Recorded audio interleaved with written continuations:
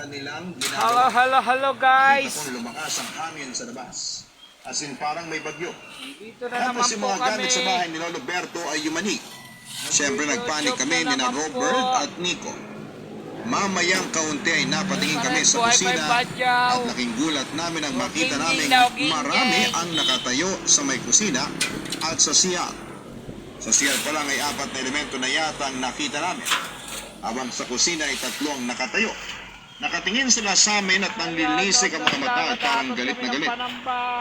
Tapos ay narinig ko pang nagsalita yung duwende sa CR tapos ang sabi niya, kung hindi ako nagkakamali, umanda kayo. Ginalit niyo siya, maghihigante siya, papatayin niya kayo. Pagkatapos noon, Papa Dudut ay unti-unti silang naglaho na parang uso. Kinig po kami sa Tulala drama ni naman Papa kaming 3 Dudut. sa aming nakita at narinig. Hanggang sa pumasok na si Lolo Berto sa bahay at sinabi niyang napalis na raw ang mga masasamang elemento sa compound namin.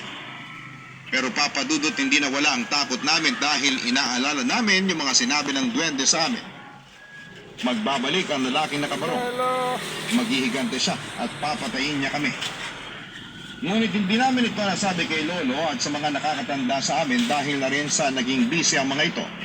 At walang panahon makinig sa aming mga kabataan. Hanggang sa nakalimutan na lang namin yon. Dahil naging abala na kami noon sa nalalapit na pagsapit ng Pasko at Bagong Init Taon. ng panahon. Samantala, lumipas sa mga araw at linggo. Sumabot ang December 31, 2019, last day of the year. At alam Sabi pa ng naman badyaw, natin ging-ging na pag ganyan ay daw, abala ang lahat sa pagluluto ng mga pagkaing ilalapag sa mesa. Pagsabit ng medianoche. Yung iba, nagbibihis pa ng bago o kaya yung mga polka dots. Yung iba ay naghahanda ng karaoke para magpatugtog ng Lapit malakas. na mapunong isang truck. Pag alas 12 na, nagtatalunan ang iba kasi Itatapon na namin. paniwala nila ay tatangka daw. Nakaugalian na nating mag-ingay pag ganyan. Yung kapitbahay namin nagtali ng batsyang aluminum sa trike niya at pinanda. Grabe ang sakit sa tenga. Kami naman ay masaya na nagpapaingay sa kawali at sandok. Yung mga anak ko may turutot, ang mister ko naman ay pinaguuntog ang kaserola at takip nito.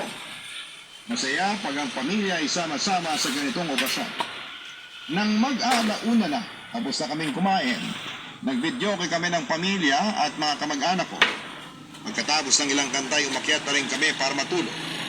Wala kaming kaalaman may mangyayaring pagsubok sa aming lahat.